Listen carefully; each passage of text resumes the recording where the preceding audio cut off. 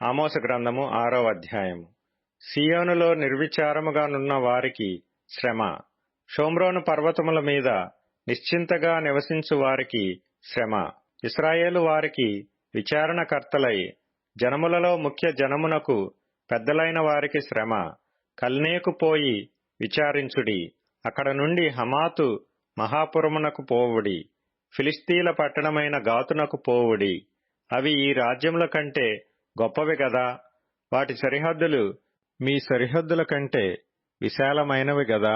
ఉపద్రవ దినము బహుదూరముననున్నదనుకొని అన్యాయపు తీర్పు తీర్చుటకై మీ మధ్య మీరు పీఠములు స్థాపింతురు. దంతపు మంచముల మీద పరుండుచు పాన్పుల మీద తమ్మును చూచుకొనుచు మందలో శ్రేష్టమైన గొర్రెపిల్లలను సాలలోని క్రొవ్విన దూడలను వధించి భోజనము చేయుదురు.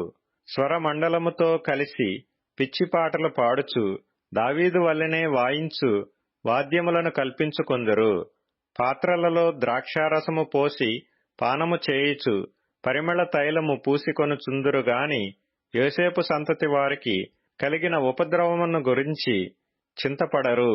కాబట్టి చెరలోనికి ముందుగా పోవు వారితో కూడా వీరు చెరలోనికి పోవుదురు. అప్పుడు సుఖాసక్తులు చేయు ఉత్సవ ధ్వని గతించును.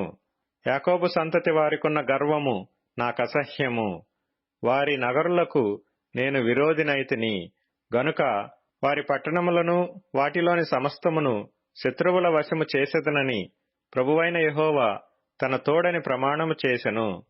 ఇదే దేవుడును సైన్యములకధిపతియునగు యెహోవా వాక్కు.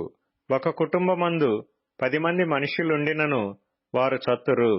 ఒకని దాయాది కాల్చబోవు వానితో కూడా ఎముకలను ఇంటిలో నుండి బయటికి కొనిపోవుటకై శవమును ఎత్తినప్పుడు ఇంటి వెనుకటి భాగమున ఒకని చూచి ఇంటిలో మరి ఎవరైనా మిగిలియున్నారా అని అడుగగా అతడు ఇంకెవరనూ లేరనును.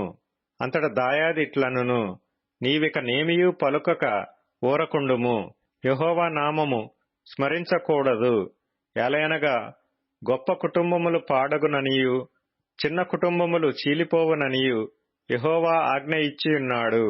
గుర్రములు బండల మీద పరిగెత్తునా, అట్టి చోట ఎవరైనా ఎద్దులతో దున్నుదురా?